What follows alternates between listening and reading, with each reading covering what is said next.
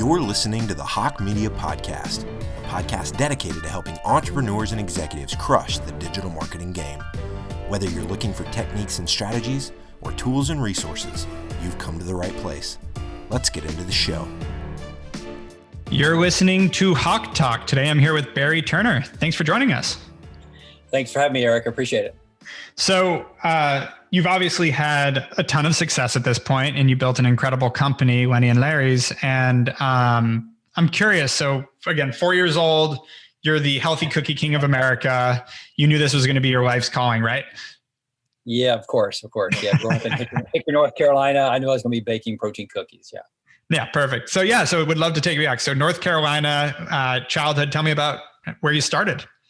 Yeah, grew up in Hickory, North Carolina. Proud of my hometown. Played a lot of sports, football, basketball, and baseball growing up. Was always a good athlete. And I had an injury when I was 15 playing baseball. I went deaf in my right ear from a concussion in baseball. Wow. And so that led me to. And how'd that happen? Were you hit with a ball or a bat? What? I was a center fielder, and I was going after a ball, and the shortstop he was backpedaling, and our heads collided. Ouch. Yeah, it was my ball. He knew it after the fact, but too late. I'm deaf, and so I've been living with that for 40 some years. But that really jump started me into fitness in terms of like bodybuilding and working out. So I started working out at 15 years old, and from that point on, I was hooked and been hooked ever since. Got it. And so high school, did you have plans at that point? Were you thinking you were going to become a college baseball player, a professional baseball player? Like, where were your dreams at that point? Yeah, that was it. I had no backup plan. I was going to play pro sports. I didn't know if it was for me. I didn't know if it's going to be baseball or football. But at that time, I wasn't huge, so I thought, I'll just go be a pro baseball player. That's literally what I thought. Yeah. And when did that start? How old were you when you really got into all that? It was probably 7. Okay. Yeah. And were your parents was your dad an athlete? Your mom an athlete? No, nobody. I had a couple uncles but I was just obsessed with sports and as a young kid, and I walk around the neighborhood with a bat or a ball, whatever, a football, anything, just get up a game. Nice. Got it. And so when that changed and you went into bodybuilding, like, did you end up going to college after that? Like what did you kind of went through your head? I competed even before I graduated high school. And then I competed only 2 times, 17 and 18 years old, and was married very early coming out of high school, and just had a job. And didn't like and what was that job? What'd you go into? Vending food business, vending food service. And so it was fun. It paid the bills, but it's like it wasn't enough for me, and I wanted to do more. So I was putting myself through school at night, just going to community college. And I continued that pattern for about 6 or 7 years. I would just take classes here and there.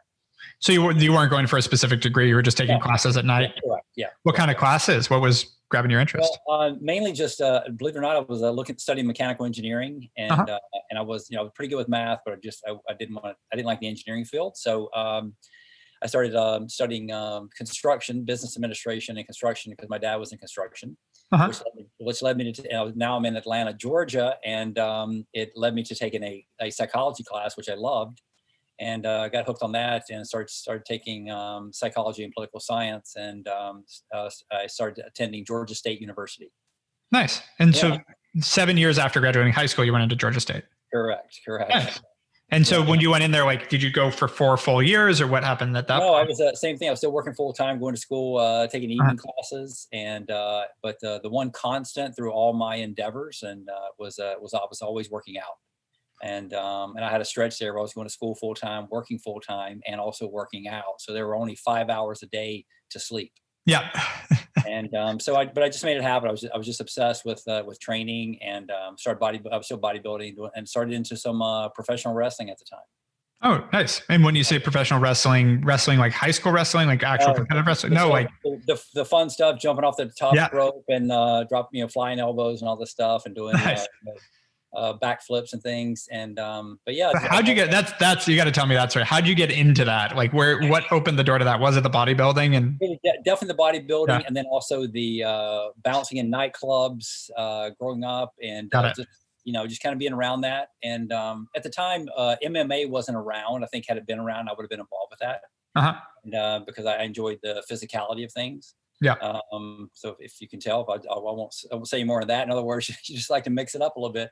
Yeah. And So I got a chance to train as a professional wrestler, and had a match. And my first match was a championship match in Georgia, and they put a mask on me. And I show up for this wrestling match, and they literally said, "Where's the guy?" And they go, "There he is." And the promoter just goes, "He's too damn pretty. Put a mask on him." And and so it was funny, and but it actually helped me, because when you wear a mask and people can't see you, you can be something maybe that you're not used to being. Yeah. I'm inherently pretty much an introvert. People that know me don't believe that, but it's just true. And I don't search for the limelight, never have. And but so when they put the mask on me, I could just be something that maybe always dreamed of being. Yeah. And so I had that match, and then from there I got picked up by another group and was training for some I think some stardom in pro wrestling. And then at the time I had a girlfriend that didn't like it, thought it was beneath me. Yeah. And so I quit. And then and guess what? Then the funny thing there is we broke up, and she started dating a pro wrestler. Gotta love the irony.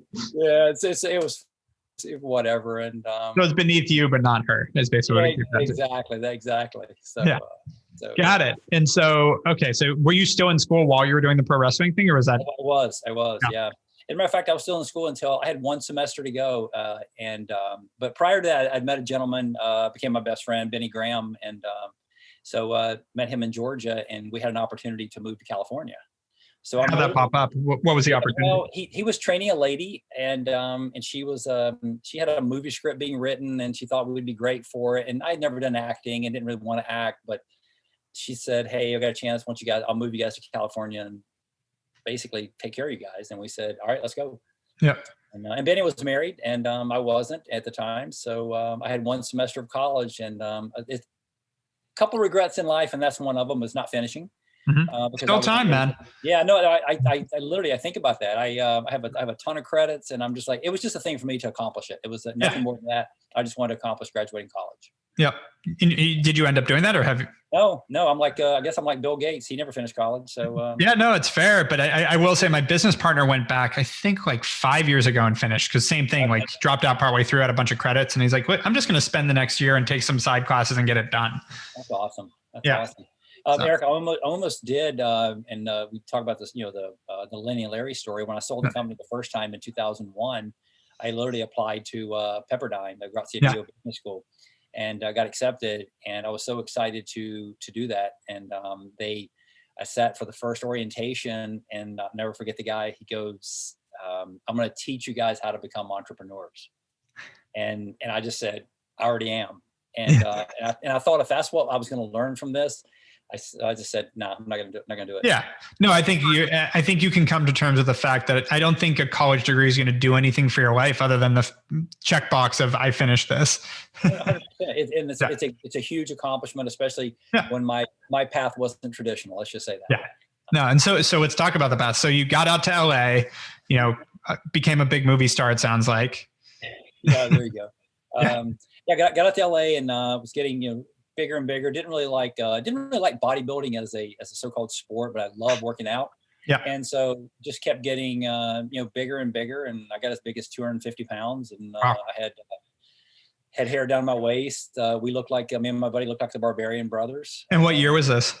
This was 90. We got out here in 91. So this is 91, 92. So were you at Gold's Gym in Venice? Like, were you? There you go. So, I mean, my mom, funny enough, my mom, so I grew up in LA, or born in LA. My mom worked out there from like 86 to 93. So you probably saw her. She was there every day. Probably saw her. Met my wife at the gym. So it just became I loved it. It was just a great time. I think it was early 90s. There was just an energy that, I don't know, with everything happening, it was just a great time in life. Yeah. I remember the guy that played Conan the Barbarian at Universal Studios came over and signed an autograph for me when I was like a 4-year-old, and I thought it was really Conan, and he worked out at that gym with you guys. Yeah. And now you're talking to Cyclone from American Gladiators. How cool is that? Yeah, exactly. That's awesome. So you're working out there, and so let's get into that. So where'd they go from there? Yeah, so I started auditioning for some little parts, and even though, like I said, I'd never acted before, but it just kind of seemed like kind of I don't know, a simple transition. It's like you're a big guy and whatever, and just go try out for some bit parts. So me and my buddy started auditioning for things, and we started getting these little, spots just strictly because of how we looked. Yeah. There was no acting involved. I actually did I auditioned for a soap opera. It was called Santa Barbara back in the day. And I remember going in for the reading, and I do my lines. I'd never done it before. I did my lines, and there were like 3 or 4 ladies that were like sitting in the office. And the first thing they said was, "Hey, you've never acted before, have you?" And I said literally with my Southern accent, I said, "No, ma'am, I haven't." And they go, "There's just something genuine about you. We're still going to cast you." So I get put into this. I get put in the soap opera as just a little bit part. I get to like have a fight with the star of the show, whatever. But now I'm in the union. I'm in this. Yeah, you're working. Yeah. Yeah, and I was like, wow, this is pretty cool. And then I got into a movie, Death Becomes Her, and got into SAG, and did some other things, Doogie Howser and The Bodyguard, and did some modeling in terms of like fitness clothes and things like this, and just one thing led to another, and then the biggest break, the biggest success outside of even including Lenny and Larry's, was American Gladiators was holding an open casting call. Yeah. And a friend of mine, Billy Smith, who was Thunder on Gladiators, Billy was quitting the show. He just didn't want to do it anymore. And Billy was an awesome guy. And so they had this open casting call. I'll never forget, on a Saturday morning, like at 8 o'clock in the morning, and there were over 300 people lined up around the building for this open casting call. And I went there to go get that job. Yeah. And there was nothing to stop me. And, fast forward 3 months, that's about what it took. Is I beat out over 300 people for the spot as American Gladiator. That's awesome. And so how long were you on the show? 8 shows, and I ripped my bicep tendon. Oh, yeah. And that's painful. Yeah. And I'll never forget, Eric, they came to me that day and they said, and I'm just like, this is the pinnacle of my sports career. Right. Yeah. And I'd made it, a small town, guy from Hickory, North Carolina. And now I'm going to be on the hottest show on TV. Yeah. And it just ended, and that day they go, "Hey, Cyclone, you're in every event today," and they film the best event, which is Powerball, which is all the tackling and hitting. They film that first, so you have your best energy. Yeah. And we filmed it first, and I ended up snapping it that very first event, and I was going to be in every event that day. It was kind of my launch party, and but man, what an experience! I think being selected was even better than even being on the show. Yeah, because of what I had to go through, and beating out people and coming back and beating out more people, and until it came down between me and one other guy, and I smoked him in front of all the executives. Well, would you actually have to compete with these other people? Oh yeah, we did the same events. We're doing joust, we're tackling each other, we're running, whatever, and it was. I mean, it literally was. People say, "Oh, was the Gladiators like pro wrestling?" I'm like, no, we were really hitting each other. Wow. And it was such a great time, and I'm not gonna lie, it was for that to end that quickly is I feel like it took 32 years to get there. Yeah. And then all of a sudden it's over. Yeah. And like, what do you do now? It's like so I had to reinvent myself, and that led me to this crazy little protein company. Yeah. So what happened there? Because we talked about, Tom Bilyeu, who was on the show as well. So like what happened? What was the progression from Gladiators? Like, and actually talk about like what happened that day, that week, that month when you tore your bicep. It's a great story. My buddy Benny, who was my Lenny and Larry's, he was on another show called Knights and Warriors, and he got injured on his show. It's just like, I mean, how does it happen? He tears his shoulder, and I tear my bicep, and we're at a little coffee shop in Marina Del Rey, and we're sitting there eating like a bodybuilder still, even though we're injured. Yeah. And I'm looking at the protein, I'm looking at the chicken breast and the eggs. And I just said, and we had a muffin sitting there, and I just go, why can't we put the protein in that muffin? And we looked at each other and we just go, oh my God, we're doing this. And we were both we couldn't contain ourselves. As I've said many times, it was like Willy Wonka with a golden ticket. We could not stop that day. We did so much that first day that I think it would just people now, and we did it without the internet or anything. So it was just go do a DBA and go downtown and try to get your trademark and draw your logo, find a photographer, and you don't know what to do. You don't even know what at the time you're like, how do I get a UPC code? I mean, it's just, it's just the little simple things. But when you look back, when you look at, how long it's been and the 2.5 decades, whatever, everything that you know now, think about all the things that you didn't know at the time you started. Right.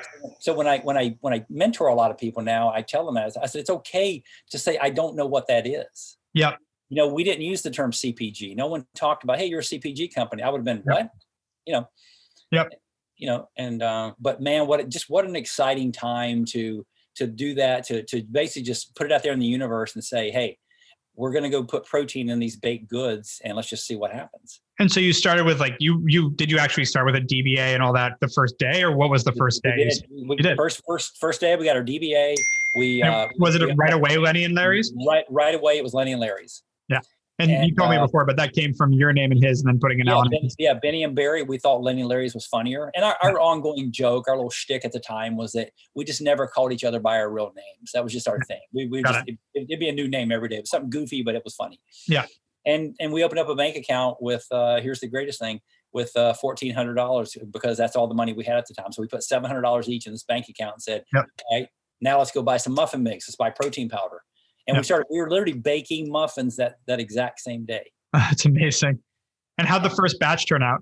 They looked beautiful, but they were hard as a rock. And because we didn't know anything about formulating. So we just said, okay, listen, we can't bake, but we think this is a great idea.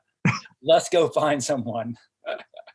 And so, I would love to hear that story because it turned out really, I've had plenty of Lenny and Larry cookies and muffins, et cetera. So I'm curious, where'd it go from there? Did we go find a baker at that point? Or? Yeah, we did. Just started went to a bakery in Santa Monica on Montana Avenue called Montana Bakery, and it was. I know it. I live right off Montana.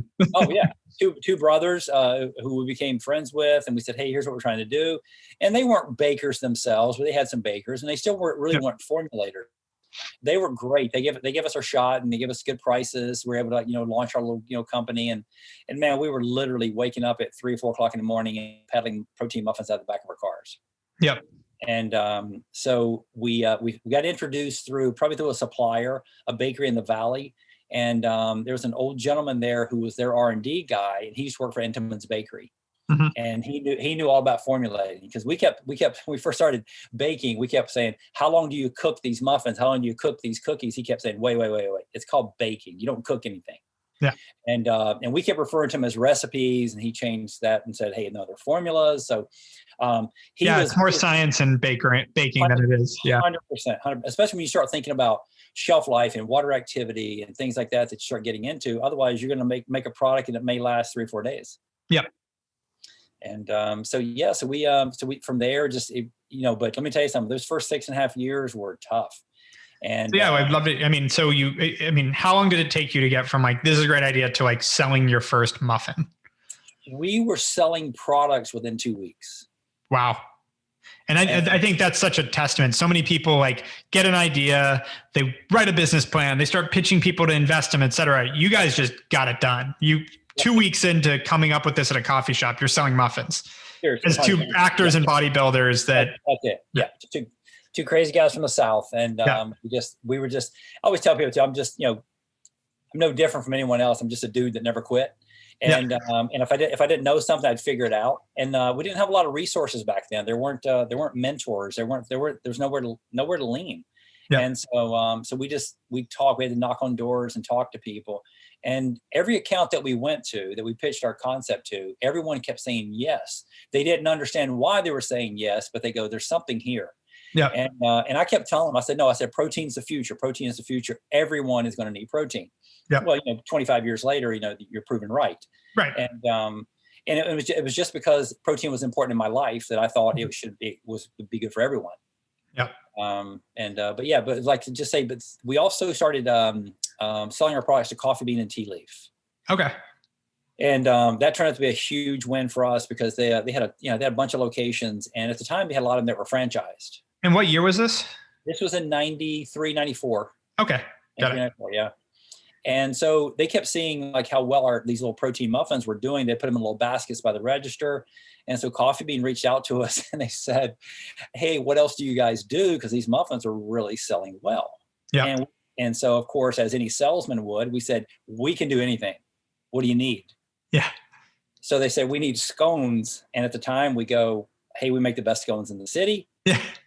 And they said, here's the flavors we need. We walked out of that meeting and said, scone. Yeah. True story. And we had just told them that we made the best ones in the city. But that's just what you do when you have conviction and you truly believe it. It's like, you're going to be able to do it. So we went to our Entenmann's baking ground, and said, here's what we need. And we started coming up with these crazy little formulas and man, our scones were phenomenal. Yep. And Coffee Bean put them in. There you go. And then from there, it just started snowballing. They started wanting more products from us. And we became bigger as more as a private label company that was making products for, say, Coffee Bean. Uh-huh. And our brand was, we were doing some things. We were doing, back then we did cookies, we did brownies, we did high protein popcorn, we did high protein granola, we did high protein cheesecakes, everything. But the one thing I always tell people now, and if you can give advice to your younger self, is I would say focus on something, find your winner, don't be scattered like we were. Yeah. And because we were just making a bunch of stuff instead of saying, what is our go-to strategy here? What is our hero? So what do you think that cost you? Like I think it cost us a lot of time. Many years. Yeah. It did. Okay. And what would you have focused on? I think we would have focused on, probably just cookies and muffins. And we would have thought about different ways to kind of skin those. Like, the muffins were individuals, maybe go into 4-packs and trying to improve the shelf life. We started doing muffin tops, and stuff. Yep. And then the cookies, knowing that you had a better shelf life. I mean, that's like big cookie to little cookies to medium-sized cookies to multi-packs and things like this. But you just didn't know. You were just trying to, of course, you're just trying to keep this thing going because you thought you had something. Yeah, no, that makes sense. And so you said a rough 6.5 years. So you started, you said 92? 93. 1993. Yeah. Okay. So 93. So you got into Coffee Bean. What was tough about those 6.5 years? That's a decent amount of time. That's a long sprint. Just for it not becoming like a bigger brand, we'll call it. Yeah. It never just like taken off. Right. And we were regional. We were doing okay. We're Southern California. We were doing okay. And when we launched this high protein caramel popcorn, we started shipping it across country to all the Whole Foods. Yeah. And we created our own little, business, direct to consumer business before the internet was even here. We had people inquiring, and we had people like Richard Marks. He was a piano player and singer that loved our products. We used to ship it to him in Illinois. And, I just didn't feel like it was moving fast enough. And I think primarily because Benny and I were too similar. And I think when you have two of the same people, I don't think that you really have the right team. Yep. And so when I look at the second leg, when I came back in 2007 and literally rescued the brand, I mean, let's just put it that way. Yeah. My partner was more of, it was more yin and yang. It was, we were truly a good balance. Nice. Where he was very steady and stable and grounded. And, and I'm the wild man over here saying, let's do this, let's do this, let's do this. So getting to that point, so 6.5 years in, you're in 99, 2000. Did you sell at that point or what happened? Yeah, we sold it. My partner, Benny, at the time, he wanted to move back to Georgia, and I kind of had a life-changing moment. And he said, I just got to be around my family. And I said, that's fine. So we tried to do this bi-coastal thing, but 90% of our business was in California. So I was basically doing the bulk of the work. Yeah. And it wasn't that he wasn't doing what he could, but he was just doing what he could. And so we had an opportunity to sell it, and it wasn't a huge windfall, but it was pretty good still for something that you created from a drawing on a napkin. Yeah. And so was it like retirement level, like you'd never have to work again? Not that kind of money, but enough where you could, if you were smart, you could take it and parlay it into other things. And I did. I started buying real estate. Okay, got it. Yep. So that kind of so I love real estate, and so my life's moving along. I'm doing okay with real estate and liking that, and dabbling in the mortgage business too. Nice. And so 2000, you sell. Did you go right into real estate? Wait, because you went back 7 years later, you're saying, right? Yeah, I did. 2000, probably around 2002, 2003 is when I started really buying real estate. Okay. Then I was just trying to, I felt like a lost puppy. I wasn't excited about selling my company. I felt like I gave it away. Yeah. And I still felt like Lenny Larry's was going to be a big brand. Mm-hmm. And so it was kind of I was a bit bummed out, to be honest. Uh-huh. And so when but then the real estate thing helped, and got me excited about something else. But I always missed my brand. Yeah. And I felt like it never got to really grow up, and I also felt like we were about 15 years too early. Yeah. with what we were doing. So, so we were, and then I had the, because 2005, 6, like protein, everybody has, I mean, even in the early 2000s, went mainstream. Yeah, exactly. And we were doing it, many years, before that. Yeah. But even then, though, Eric, you think about it, what we were doing, we were putting it into familiar items. We weren't doing protein bars and protein powders, just the typical things. Yeah. We were putting into products that people like to eat. Yeah. And cookies, muffins, brownies. I mean, it's just like, come on, everyone eats those things. So we thought if we could change the country, just a little bit, get them making better choices, and that's all we wanted to be. It was just a better for you snack. Yep, makes sense.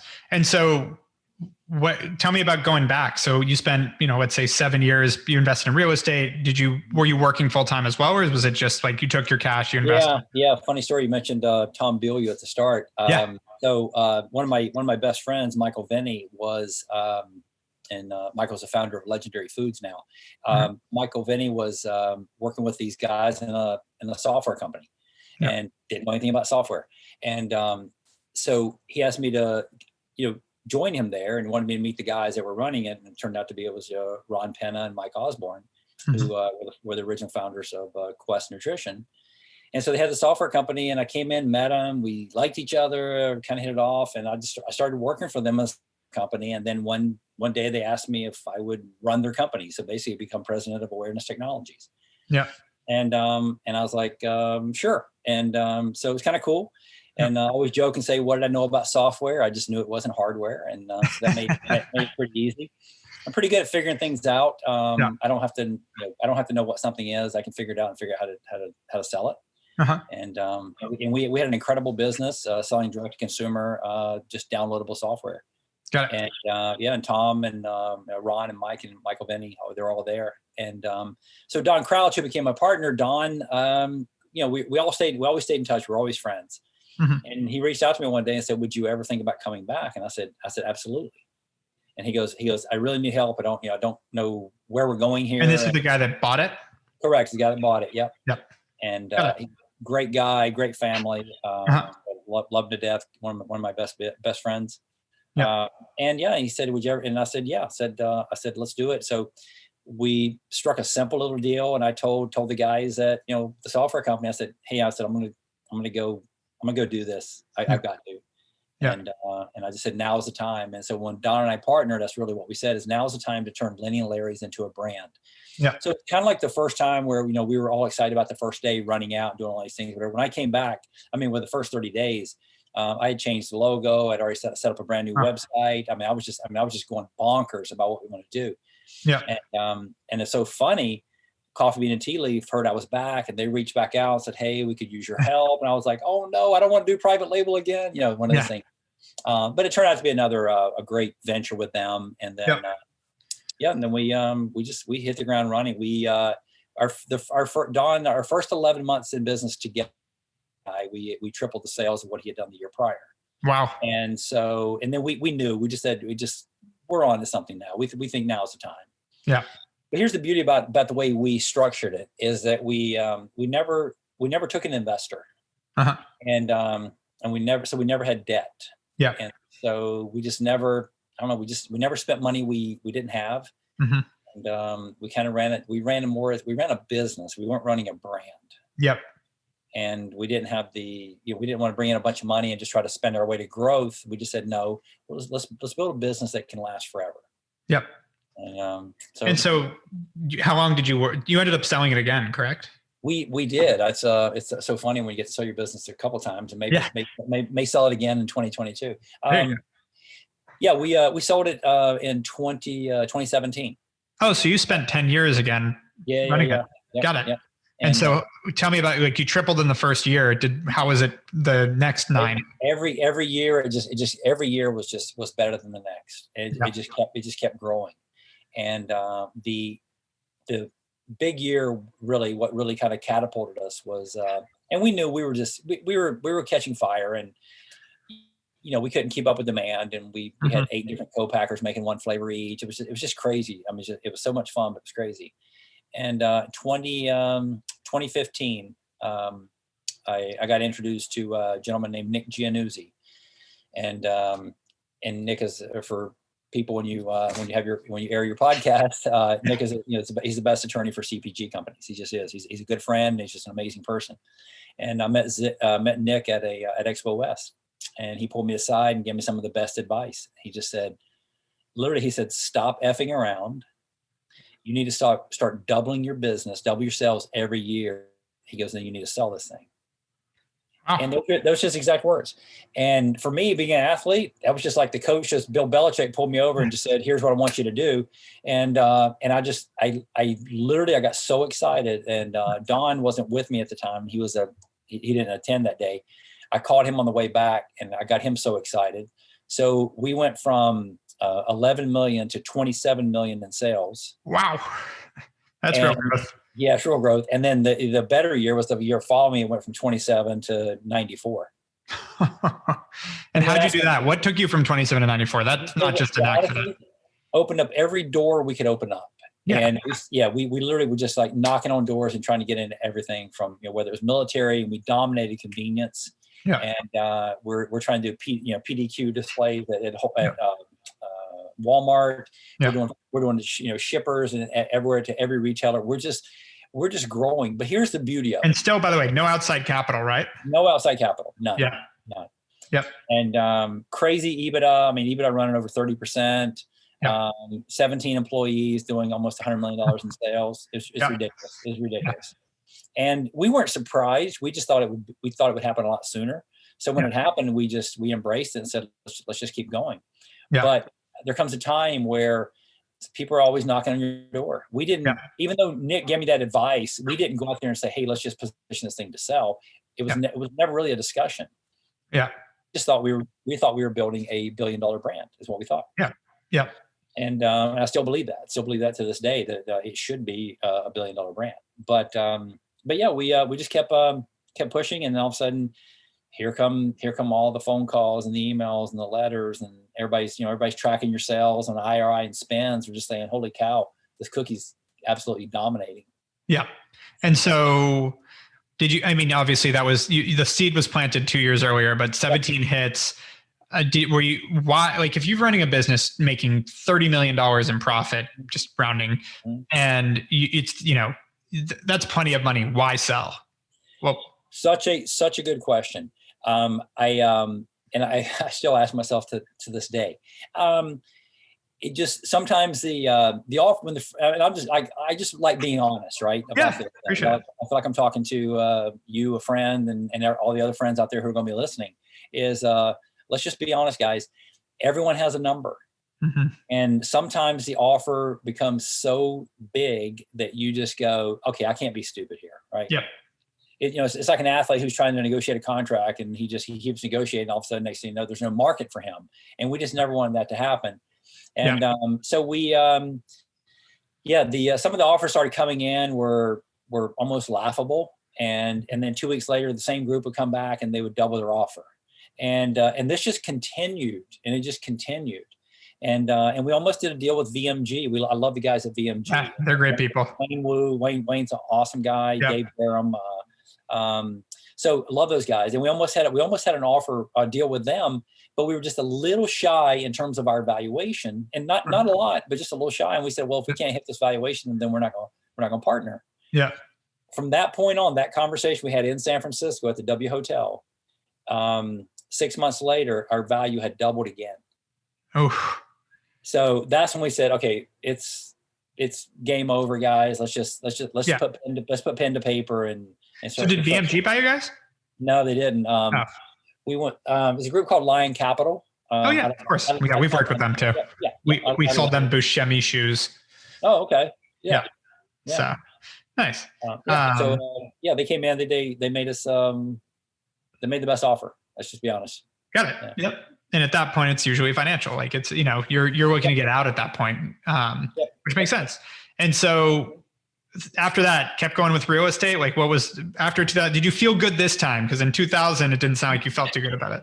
Let me tell you what. It's so funny. I did been interviewed by Sean Kelly a couple times. I love Sean. Yeah, I've been on. So, and I'm out at, and I know you're interviewing Michael Loeb, who I love Michael Loeb. Yep. And So we were out at Michael's house when Sean. And, when they did that event. Yeah, called Brand Builder Summit. It was Yep. such an amazing weekend. There was just an incredible talent in the room. Kurt from Vital Proteins was there. I was just like, oh my God! It's like, and they sent out this little invite, and they asked me if I would do an interview there, and I said sure. And then they sent out the invite to everybody, and it says featured speaker Barry Turner, and I just went like, wait, what? I'm not a featured speaker. I literally was nervous. I was like, I don't want to get up there and talk. And so they said, Sean goes, I'll interview you. And I said, well, that'll be better.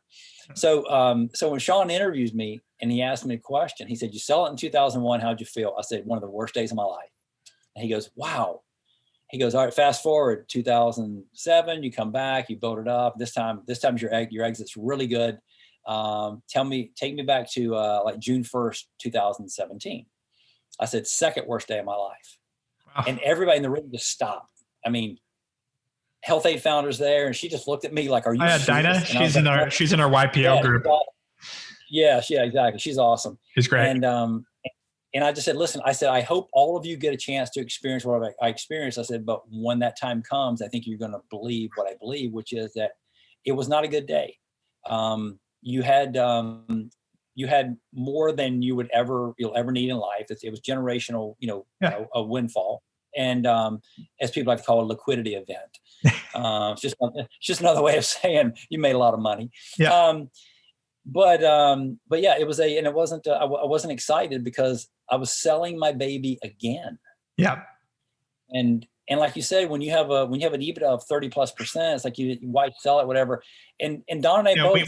And I think that's important just to touch on, like, for most people probably listening, including myself, even, which is like $30 million a year, even if you're splitting it, let's say you were taking home $3 million a year. Like, I've talked to a lot of very successful people. You're not spending that kind of money unless you're really trying to. So you're not like, it's not like you sold and you went and bought something. There wasn't anything you needed to buy. Not zero. I'm so glad you said that. That's just so spot on. Yeah. And because I joked, I was like, what am I going to do? Buy me and my wife matching Ferraris? I was like, that's not what I do. Right. I still drive the same car that when I sold my company. I still live in the same house since I sold my company. And by the way, you could have bought the Ferraris and kept the company if that was really a motivation. 100%. And it's funny the way we structured too. I want everybody to understand too. We were an S corp, and it does have some advantages. And one of those advantages are called distributions. Yep. And so our distributions were healthy. Let's just say that. Yeah. And I had no wants. I had no needs. I loved getting up every day and just like starting my day with a workout, and then driving to the valley and lining up my phone calls as I'm going to the valley, and just, and I loved walking in, and sometimes I wouldn't get anything. I couldn't even sit at my desk till about 3 or 4 o'clock in the afternoon because I'm stopping at everybody's office or station. They're asking me questions, and someday it's all going to be gone and you're going to miss it. You're just going to miss it. And so do you, in a poignant question, like, do you regret it? Do you wish you were still running the company? I do. Yeah. So if you knew what you knew now, you wouldn't, like, you'd keep the company. You would 100%. Yeah. Because when you have money, don't get me wrong, it's great, all that stuff, whatever. But like that, unless you just have something you're wanting to do. Yeah. Like I want to go on a sailboat for a year. I want to golf every golf course in the world. And so if you have that kind of hobby or dream, whatever, then that's fine. My hobby was business. Yep. I loved working with people. I love camaraderie. I love the collaboration. I love the creativity. The team we had just built was amazing. I mean, just amazing group of people and just rock stars. And I don't know. Yeah, no, I mean, listen, I think this is, as someone that's built a business that I could probably sell to retire off of and haven't, it's the same. It's every entrepreneur wrestles with this. Is why this is so interesting, because I hear this feedback, but thank you for being as honest as you are, because a lot of times people aren't that blunt. Like, nope, I shouldn't have done it. Like, I have all the money in the world, but I had all the money in the world before. Like, that didn't change anything. It didn't need anything. And we, there were several deals that were, that would have probably been better in terms of, not that Lion's great people. They're great people. They really are. They're really, really good people.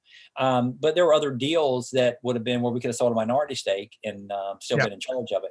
And those are the deals. We could have worked with, Kavu or VMG, and it would have been probably been just as good, if not better. They would have made you so again in 3 to 5 years. They would. That's true. That's true.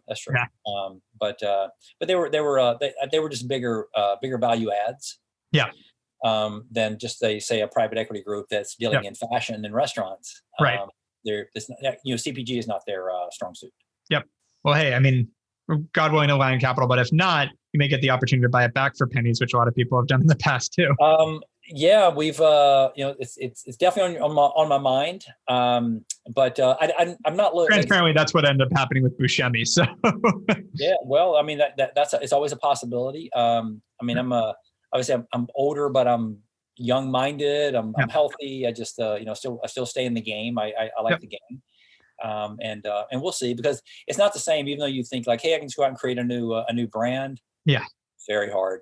Yeah. I mean, you guys had lightning in a bottle. You can't, I mean, it took forever, don't get me wrong, but you really did have that 15 years early great idea that you stuck with on some ways.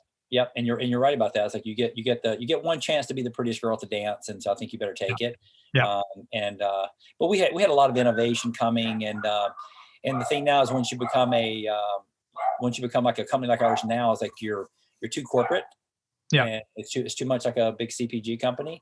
Mm-hmm.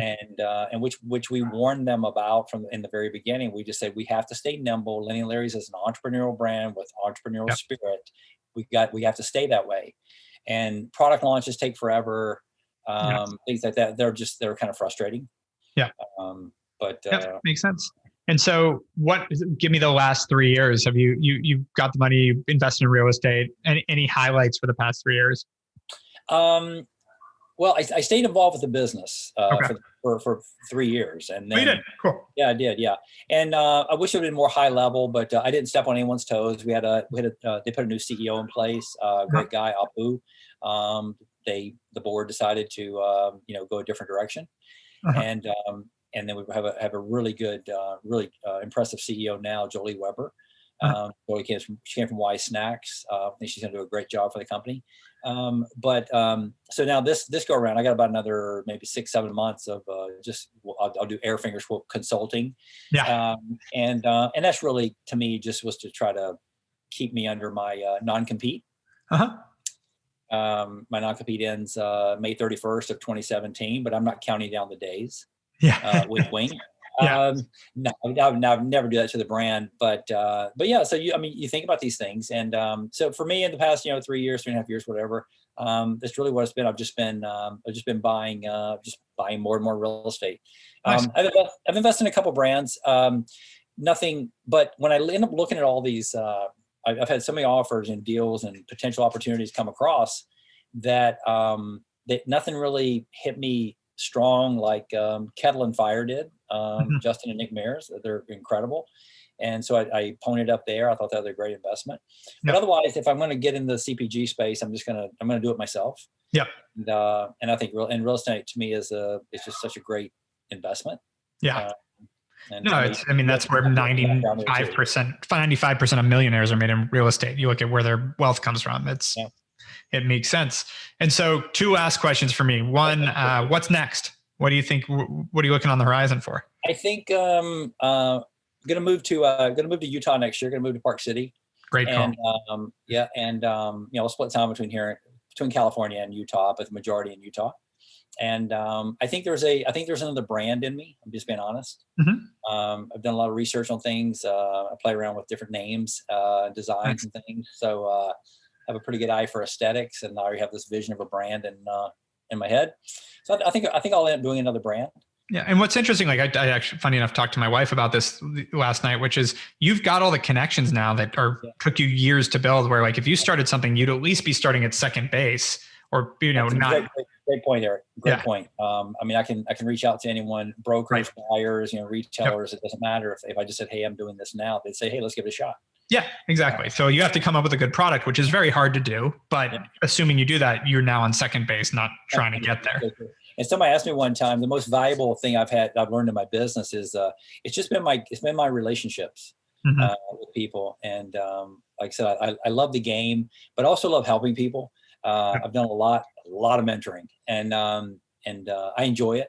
I really do. I get as much out of it as the person I'm speaking with, and I just put myself out there. And if I can, and plus if I can help someone, like, if it's a VP of sales or somebody in R&D or whatever, and they say, hey, I'm looking for a new job. Do you know anyone looking for somebody? Whatever, I'll make connections. I think the best and most valuable thing we can give people is our time.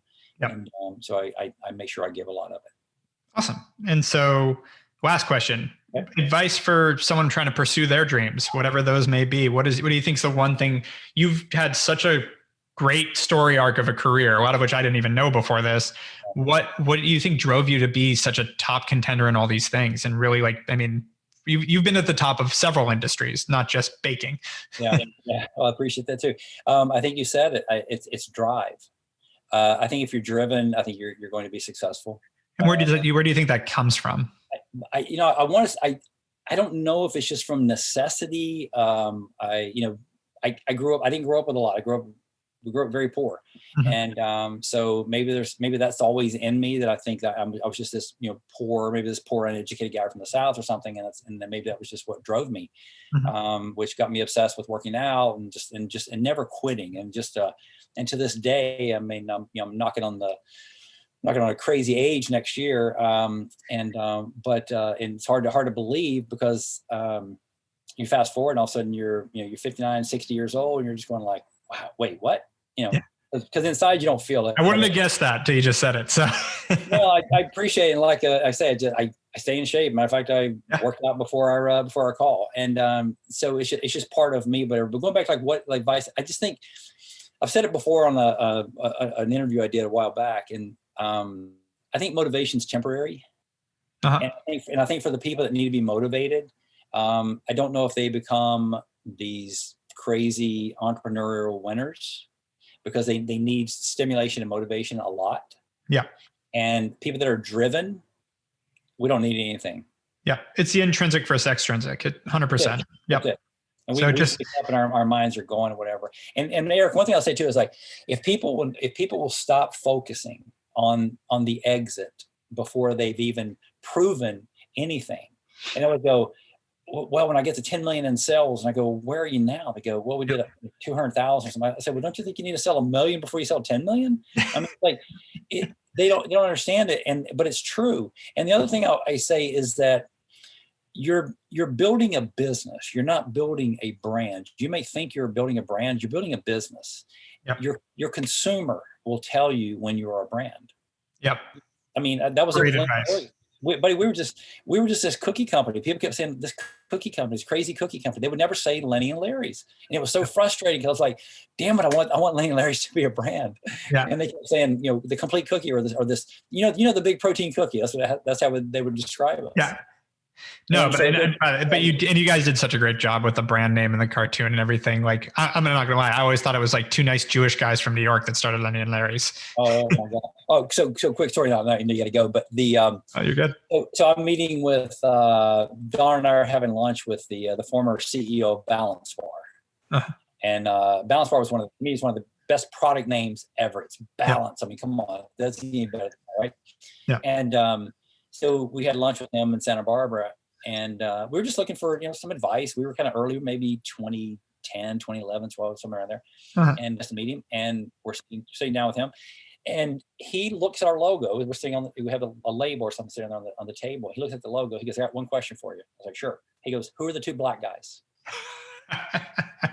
And I literally deadpan. I looked at him and I looked back at the label and I said, "Well, I'm one of them." And he just goes, "But you're not black." I said, "Well, neither are they." I said, "What?" I go, "What does it matter?" I go, so he literally thought that, he goes, "Oh, I just thought it was these two black guys with this big giant afro." And I was like, "No, it's just hair that comes together." So I'm just, it was just fun. I never forgot it. It was just like, oh my gosh.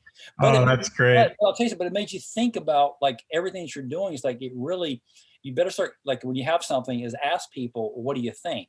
Yeah. Because you may see it one way and somebody else sees it completely different. Yeah. What you said that's great about having a yin and yang business partner, people around you, like they give it to you straight. It's awesome. So important. Listen, my journey is incredible. I always say my journey's not over. I got two amazing sons, 26, 28. They live in Brooklyn. They live in Williamsburg. They're awesome young men. They didn't grow up with what they have. And so they're very grounded, really good young men. So they didn't have, it wasn't the handout like, which is important. That's awesome. Yep.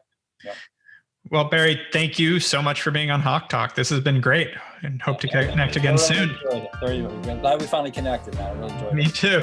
Thanks again. All right, buddy. See you, Eric. You've been listening to the Hawke Media Podcast. To ensure that you never miss an episode, make sure to subscribe to the show in iTunes or your favorite podcast player. Thank you so much for listening. Until next time.